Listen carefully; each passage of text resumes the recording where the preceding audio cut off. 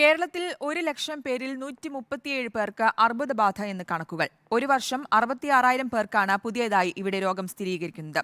30 വയസ്സിന് മുകളിലുള്ള 1,53,00,000 ആളുകളെ പരിശോധിച്ചതിൽ 9 ലക്ഷത്തിലേറെ പേരെ കേരളത്തിൽ ക്യാൻസർ സ്ക്രീനിംഗിനായി റഫർ ചെയ്തു.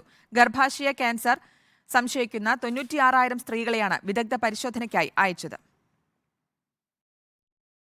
ആർദ്രം പദ്ധതിയുടെ ഭാഗമായാണ് ക്യാൻസർ സ്ക്രീനിംഗ് പരിശോധന നടത്തിയത്.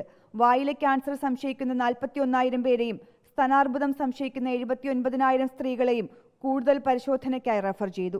RCCയിലെ കണക്ക് പ്രകാരം പുരുഷന്മാരിൽ ശ്വാസകോശ ക്യാൻസറും സ്ത്രീകളിൽ സ്തനാർബുദവുമാണ് കൂടുതൽ.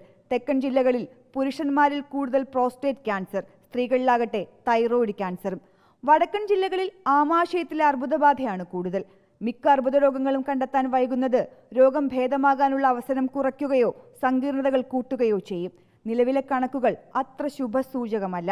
2026 ആകുമ്പോഴേക്കും ഓരോ വർഷവും അർബുദം സ്ഥിരീകരിക്കുന്നവരുടെ എണ്ണം 1 ലക്ഷത്തിലേക്ക് എത്തും.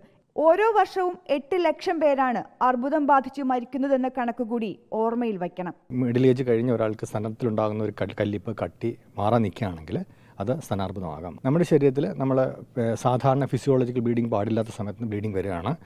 അതുപോലെ തന്നെ മലാശയത്തിൽ നിന്ന് ബ്ലീഡിങ് വരികയാണ്, ടോയ്ലറ്റ് പോകുമ്പോൾ ബ്ലഡ് വരികയാണ്. അപ്പോൾ അത് ഒരു പ്രധാന, നമ്മൾ അവോയ്ഡ് ചെയ്യാൻ പാടില്ലാത്ത ഒരു പ്രധാന സിംറ്റമാണ്. എന്ത് സിംറ്റം ആയിക്കോട്ടെ, നമുക്കൊരു 3 മാസത്തിൽ കൂടുതൽ മാറാത്ത ചുമ അല്ലെങ്കിൽ മാറാത്ത പനി, അപ്പോൾ എന്ത് വന്നാലും അതൊരു ക്യാൻസറിൻ്റെ സൈനാവാം. അർബുദ ചികിത്സ ചെലവേറിയതാണ്. ചികിത്സയ്ക്കും സങ്കീർണതകളുണ്ട്.